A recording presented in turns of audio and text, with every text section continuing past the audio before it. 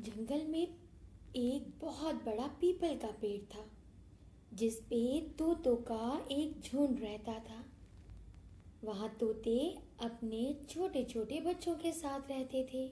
लेकिन जंगल के पास गांव में एक शिकारी रहता था जो शिकार करने जंगल में आता था और इस पीपल के पेड़ से तोतों के अंडे चुरा के ले जाता।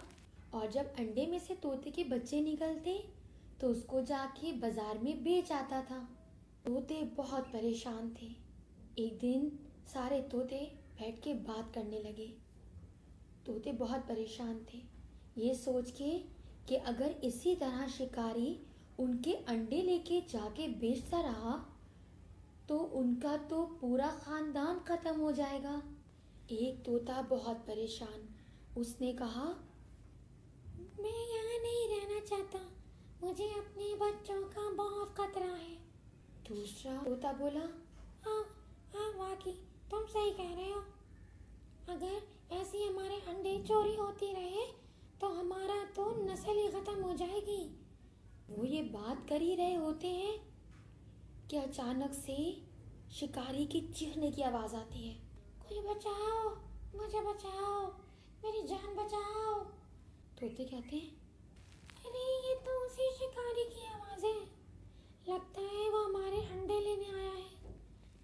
लेकिन ये तो वो बचाओ बचाओ की आवाजें लगा रहा है, लगता है कोई खतरा है।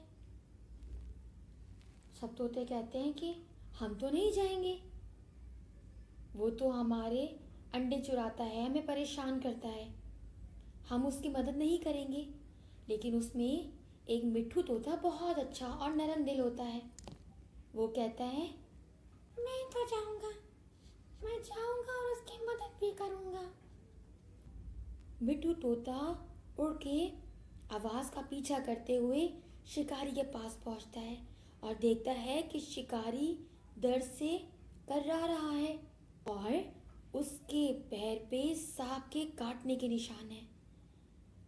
वो बहुत परेशान होता है और उसकी जान बचाने के लिए मिट्ठू उड़ के एक हकीम के पास जाता है और उनको बुला के लाता है। हकीम आके शिकारी के पैर से जहर निकाल देते हैं सांप का और शिकारी की जान बच जाती है। शिकारी बहुत खुश होता है और हकीम का शुक्रिया अदा करता है। बहुत शुक्रिया आपका हकीम साहब कि आपने मेरी जान बचाई, मैं आपका ये एहसान कभी नहीं भूलूंगा। हकीम साहब बोलते हैं, अरे नहीं, तुम्हें शुक्रिया अदा करना है तो इस मिट्ठू तोते का करो।